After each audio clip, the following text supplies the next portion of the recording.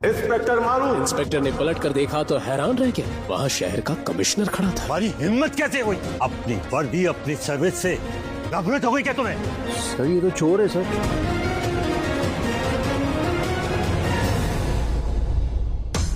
हुक्म, मेरे इस इंस्पेक्टर की वजह से मैं बहुत शर्मिंदा हूँ। आपको यहाँ बहुत परेशानी हुई, उसके लिए मैं माफी मांगता हूँ। हुक्म। सर आप एक मामूली से घर जमाई के सामने हाथ जोड़ रहे हो। सर इस चोर की बीवी ने मुझे खुद बोला है इसे छोड़ना नहीं है।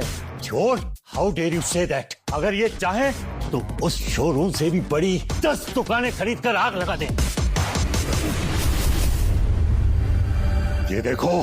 कमिश्नर ने अपने मोबाइल पर उस इंस्पेक्टर को कोई मैसेज दिखाया। वो देखते ही इंस्पेक्टर का चेहरा सफेद पड़ गया और वो गौतम के पैरों में गिरकर माफी मांगने लगा। हमको माफ कर दीजिए हुकुम, हमको माफ कर दीजिए। हुक्म, मैं आपको बाहर छोड़ूं? बस इतना ध्यान रखिए कि मेरी पहचान के बारे में किसी को पता ना चले, मेरी बीवी को भी नहीं। जी। गौतम ये कहकर वहाँ से निकल गया।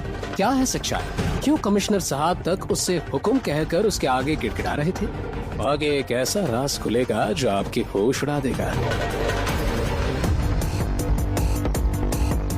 एक कार आकर रुकी, उसमें से एक बेहद बूढ़ा आदमी उतरा और उसने गौतम के हाथ में एक छोटा सा बॉक्स दिया। आखिर क्या था उस बॉक्स के अंदर और क्या है गौतम की असली पहचान?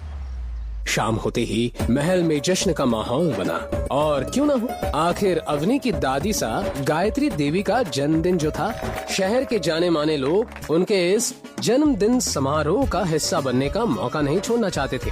देश भर से लोग उनके लिए महंगे महंगे गिफ्ट्स लेकर आए थे। थोड़ी देर बाद गौतम भी अवनी की दादी सा गायत्री देवी की बर्थडे वेन्यू पर पहुंचा। अवनी गौतम को पार्टी में एक्सपेक्ट नहीं कर रही थी। तुम किस लिए छुड़ाया तुम्हें पुलिस स्टेशन से? वहीं पड़े पड़े सड़ जाते ना तो अच्छा होता। मैंने कोई चोरी नहीं की। अरे मैं तो ज्वेलरी शॉप के बाहर खड़े होकर देख रहा था, पुलिस ने आके मुझे पकड़ लिया। बहुत मुश्किल से अपनी बेगुनाही का सबूत देके निकला वहां से। ठीक है ठीक है। ये क्या है गिफ्ट के नाम पे? कैसी गंदी सी पैकिंग है ये? छोटे से डिब्बे में आखिर गौतम क्या गिफ्ट लेकर आया होगा? वो बुजुर्ग आदमी कौन था जिसने पुलिस स्टेशन में गौतम को वो बॉक्स दिया था? पैकिंग पे मत जाओ, जो अंदर है ना उसे देख के तुम भी चौंक जाओगी। अरे किसका बर्थडे है? दादी सा। हाँ तो दादी सा खोलेंगे। ठीक है। अच्छा सुनो, जब बाकी गेस्ट वहाँ जाके दादी सा को अपना गिफ्ट दे तो तुम चुपके से जाके वहाँ पे अपना बॉक्स रख देना, समझे? पता नहीं दादाजी ने किस जंग का बदला लिया मुझसे, तो तुम जैसे गरीब के साथ मुझ जैसे करोड़पति की शादी करा दी। हाँ तो पैसे हैं और ना तमीज। जाओ जाओ। गौतम को सोच पाता उससे पहले ही किसी के कदम पार्टी के वेन्यू हॉल की तरफ बढ़ने लगे। वो खूबसूरत लड़की चेहरे पर मुस्कान लिए एक बॉक्स के साथ गायत्री देवी की तरफ बढ़ने लगी।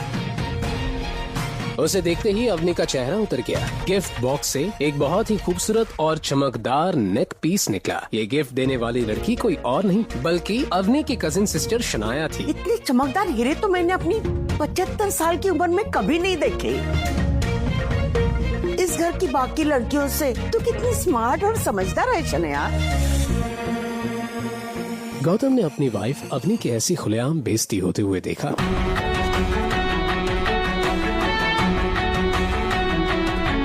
शनाया वैसे ये डायमंड नेकलेस काफी महंगा होगा, नहीं? शनाया गौतम की बातों में छुपे व्यंग्य को समझ नहीं पाई। उसने अकड़ कर उस पेंडेंट का दाम जोर से बोला ताकि सब सुन सके।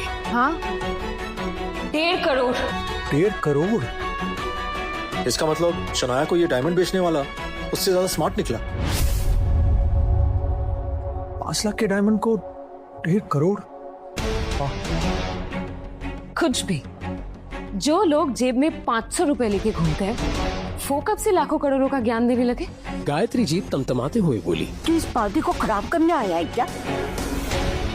खुद तो निठल्ला आएगी, सबके सामने डायमंड का गलत दाम बताकर जानबूझकर मेरी पोटकी को बदनाम करना चाहता है। दादी साहब को मुझ पर भरोसा नहीं है ना, तो मिस्टर पारिक से पूछ लीजिए।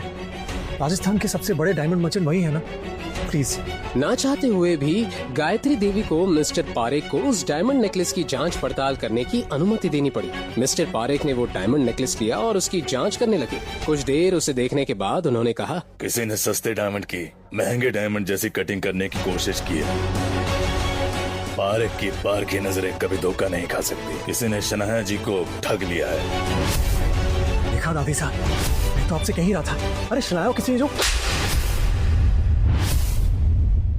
बस गौतम बस। तेरी इतनी औकात कि मेरी बहन को झूठा बोले? तू अपना बताना, तू क्या गिफ्ट लेके आया निठल्ले? 2 साल से अपनी इंसल्ट सह सह कर गौतम थक चुका था। उसने अपनी के रूड बिहेवियर को हमेशा नजरअंदाज किया था, लेकिन आज सरेआम इंसल्ट वो बर्दाश्त नहीं कर पाया। उसने अपना गिफ्ट बॉक्स उठाया और गायत्री देवी की ओर बढ़ा।